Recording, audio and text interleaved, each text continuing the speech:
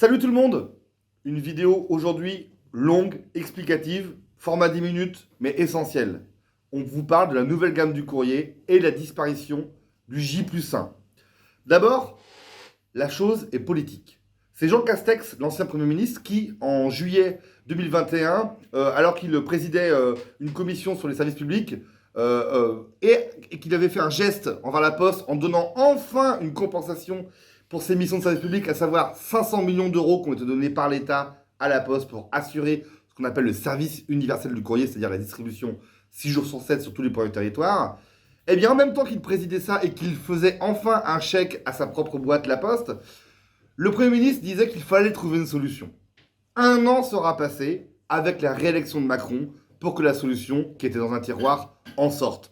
À savoir, une proposition de nouvelle gamme du courrier qui voit la disparition du timbre rouge, c'est-à-dire la fin du J+1 tous les jours sur tous les points du territoire.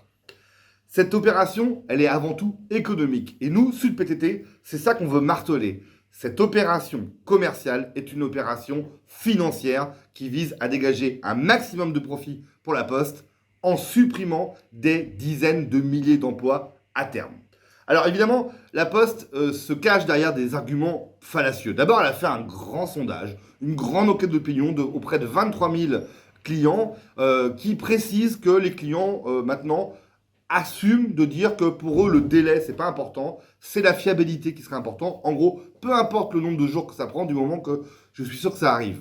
Moi, client. C'est quelque chose qui est très discutable. Et surtout, on se rend compte dans cette enquête d'opinion qu'on n'a jamais eu en détail que les questions étaient très fermées, ciblées, afin de continuer à tuer petit à petit le timbre rouge. On rappelle que la Poste, depuis qu'elle a créé le timbre vert, qui était non plus une distribution en J+1 mais en J+2, n'a fait que vendre, survendre ce timbre, voire même des fois interdisait aux postières et aux postiers de vendre des timbres rouges, histoire de tuer le bébé tant qu'il était vivant, parce que pour la Poste, il faut le savoir, hein, c'est un coût économique lourd, le timbre rouge, puisque c'est 300 liaisons de véhicules par jour, c'est aussi des avions, mais ça permettait les correspondances et la péréquation tarifaire, c'est-à-dire l'assurance de pouvoir s'écrire du jour pour le lendemain.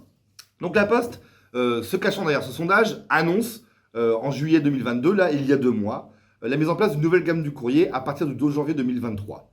Elle dit qu'elle fait ça aussi pour des arguments écologiques, nous assurant que ça va décarboner la logistique postale, nous assurant surtout que grâce à ça, il y aura donc moins de liaisons de camions et surtout qu'il n'y aurait plus d'avions postaux qui voleront pour amener le courrier.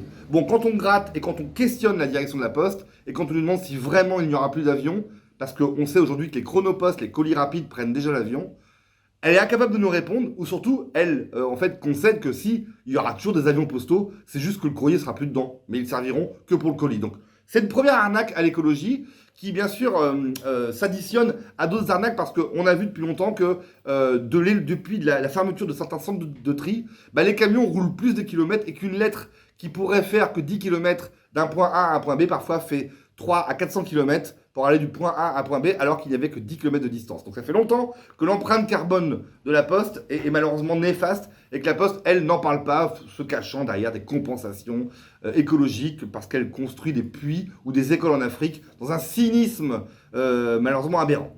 Alors, évidemment, la nouvelle gamme du courrier, c'est une opération économique, comme vous l'a dit, et c'est surtout, le but, c'est de casser le passage quotidien des factrices et des facteurs sur tous les points du territoire.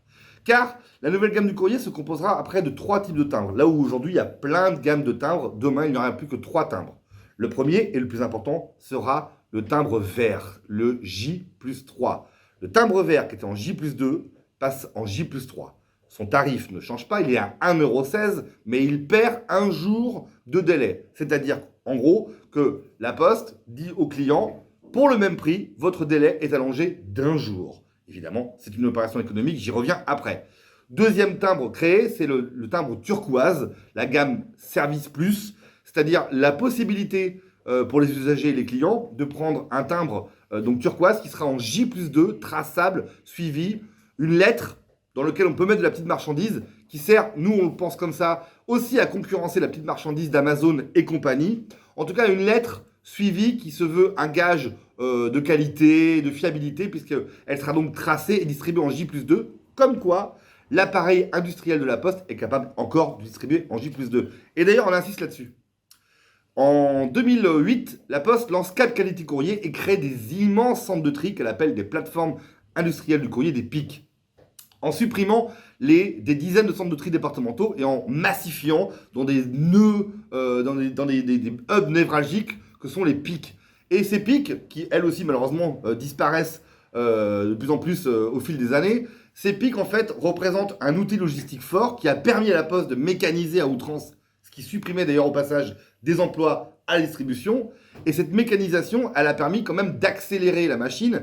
Et en fait, avec cette nouvelle gamme du courrier, ce que La Poste nous propose, c'est tout simplement de ralentir son outil industriel. Elle nous dit là, je peux aller plus vite, mais je vais faire exprès d'aller moins vite, au même prix, voire plus cher qu'avant. Car la gamme suivi Service Plus dont je vais vous parler, le turquoise, là, le timbre turquoise, ce sera 2,95 € l'envoi. À voir si c'est cher ou pas cher. En tout cas, La Poste compte faire de la marge là-dessus. Et puis, troisième lettre, après la verte et après la turquoise, la verte en J+3, la turquoise en J+2, il restera une solution lettre rouge. Alors, ce ne sera pas un timbre physique, ce sera une e-lettre rouge. Une e-lettre que, moi, client, j'enverrai un papier, j'irai en bureau de poste. Est-ce que je pourrais demander à mon facteur, à ma factrice qui passe, de le scanner? Je ne sais pas, je vais avec mon papier face à un postier ou une postière qui scanne mon envoi, ou au bureau de poste, je scanne mon envoi, et cet envoi numérique est imprimé après au centre de tri à la PIC destinatrice. Admettons que je sois à Paris et que j'envoie une lettre à Marseille. Eh ben moi, à Paris, j'ai scanné mon envoi, et à Marseille, au centre de tri de Marseille, on imprime la lettre qui est mise sous pli et distribuée donc le lendemain. Évidemment, il y a tout le temps Paris-Marseille qui n'est plus à faire, puisque c'est du flux numérique, ce qui permet à La Poste de garantir un J+1 numérique à quand même 1,49 €. Tout ça pour une impression de mail. Hein. Ça fait cher payer pour une impression de mail, vu que la distance à parcourir est beaucoup moindre avec cette numérisation. Donc on se rend compte qu'avec la gamme Service Plus de 95, avec le timbre vert à 1,16 € qui perd un jour de délai, et avec la lettre rouge à 1,49 € qui coûte beaucoup moins cher, La Poste va dégager énormément de marge. Que va-t-elle en faire de cette marge? Va-t-elle amener des emplois en plus, comme nous le réclamons? Va-t-elle déprécariser les nombreux intérimaires qui peuplent les organisations de travail, comme nous le revendiquons à Sud? Va-t-elle augmenter les salaires, comme nous allons tous et toutes aller chercher en grève et en manifestation le 29 septembre? Eh bien non.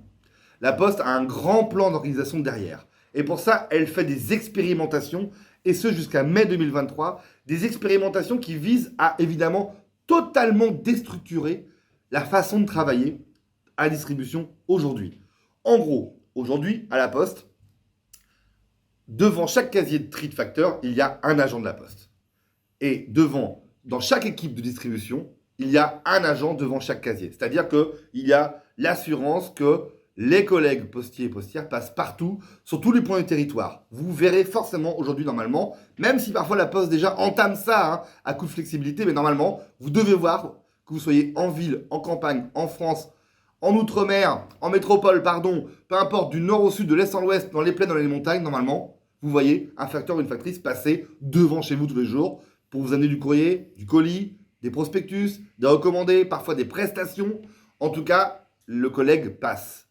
À partir de 2023, à partir des nouvelles réorganisations que mettra La Poste après ces expérimentations, ce sera la fin du passage quotidien des factrices et des facteurs. Vous ne verrez plus tous les jours un postier ou une postière passer devant votre maison, votre appartement, votre boîte aux lettres. Ce sera nous on le suppose comme ça, un jour sur deux. C'est ce qu'on pressent avec les expérimentations qui arrivent. C'est-à-dire qu'en gros, votre facteur, votre factrice ne passera chez vous qu'un jour sur deux.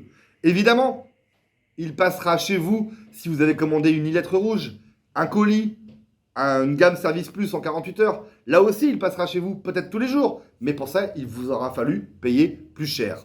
En gros, La Poste fait payer plus cher aux clients le passage quotidien. Si vous voulez une lettre tous les jours, il faudra payer plus cher. Si vous voulez pas payer plus cher, votre facteur passera qu'une fois tous les 2 jours.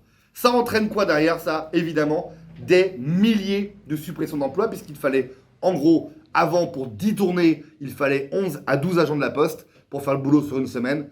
Demain, pour 10 tournées, il ne fera plus que 7 à 8 agents pour faire le même travail, puisqu'il n'y aura pas le passage quotidien tous les jours sur tous les points du territoire. Et donc, quand on sait qu'on est 65 000 postières et postiers du groupe La Poste qui travaillons à la distribution ou en pic parce que, bien sûr, dans les centres de tri, dans les pics, les services de nuit, les brigades de nuit sont elles aussi menacées qui triaient le courrier au plus tard pour garantir le J+1. Quand on additionne les pics avec les services de nuit, les changements d'horaire dans les services de nuit d'ailleurs, quand on rajoute la distribution ces jours sur 7 qui ne sera plus assurée, égale au moins 20 à 30 000 emplois à terme supprimés à la Poste. C'est donc un grand plan social qui s'annonce devant nous, en plus d'une détérioration forte du service public postal, c'est-à-dire qu'en gros, vous n'aurez plus des postières et postiers partout tous les jours. Donc, qu'est-ce qu'on fait, nous, à Sud PTT ? On réagit. On réagit d'abord en faisant une pétition en ligne que vous trouverez en description de cette vidéo. Une pétition en ligne initiée par Sud PTT, mais à laquelle nous appelons toutes les organisations syndicales, toutes les associations et bien sûr Convergence Service Public à nous rejoindre parce que nous, Sud PTT, on n'a pas une vision d'appareil sur cette question, on a une vision unitaire, large. Pour nous, la question, elle est publique, sociale. Donc on veut que la population et toutes les organisations offensives s'emparent du sujet. Donc signez la pétition en ligne dans un premier temps. Deuxième temps, nous allons faire une pétition auprès des personnels de la Poste pour qu'ils la signent massivement. Là encore, nous aurons une démarche unitaire comme toujours. Et puis, bien sûr, nous réfléchirons à interpeller les politiques, les maires, les élus, les députés, les sénateurs, pour leur faire comprendre que la Poste, c'est une entreprise à capitaux publics et que l'entreprise État, la Poste, n'a pas à supprimer d'avance 20, 30, 40 000 emplois et à détériorer malheureusement grandement le service public. Macron n'a pas de mandat pour faire ça. Macron n'a donc pas à le faire. Donc nous devons nous résister. Donc cette pétition en ligne, signez-la. La pétition, les collègues, signez-la. Nous allons interpeller les parlementaires et les politiques. Et puis bien sûr, il nous faudra un point d'orgue. Et d'avance, Sud PTT réfléchira bien sûr encore dans l'unité à une mobilisation plus massive, plus marquante. Pour nous, il est important de marquer le coup avant que ça se mette en place pour ne pas que ça se mette en place. Donc nous réfléchirons à une date de mobilisation vers la fin d'année. Peut-être qu'il nous faudra aller voir le groupe La Poste lui-même. Peut-être qu'il nous faudra aller voir l'Assemblée nationale elle-même. Nous y réfléchissons. En tout cas, préparons une mobilisation forte pour sauver le J+1, pour sauver donc les emplois à la Poste, pour déprécariser les intérimaires et pour que les profits de la Poste aillent bien au bien social plutôt que dans les poches du patronat État. Voilà, la tâche est rude. Sud PTT, nous, en tout cas, on est à la manœuvre. On espère qu'on sera rejoint par un maximum d'organisations. Les collègues, prenez en compte ce qui se passe. Considérez la chose. C'est très important ce qui se passe. C'est une réorganisation qui sera fatale à la vision qu'on a, nous, de la Poste. Donc, bougeons-nous. On a plusieurs semaines devant nous. 2023, il y a encore quelques mois devant nous. Donc, franchement, on a le temps de s'organiser. On a le temps de se mobiliser. On a besoin de vous. C'est un problème collectif. Postières et postiers ou la population entière. Allez, on se bouge pour le timbre rouge. Merci. Combattant, résistant, militant, indomptable, insurgé, insoumis, rebelle, infatigable, esprit libre. Vagabond, nomade, si tu penses que le monde est crade, appelle-moi camarade. Combattant, résistant, militant, indomptable, insurgé, insoumis, rebelle, infatigable, esprit libre. Vagabond, nomade, si tu penses que le monde est crade, appelle-moi camarade. Appelle-moi camarade, parce que mes larmes sont les tiennes sont les miennes, bref nos peines sont les miennes.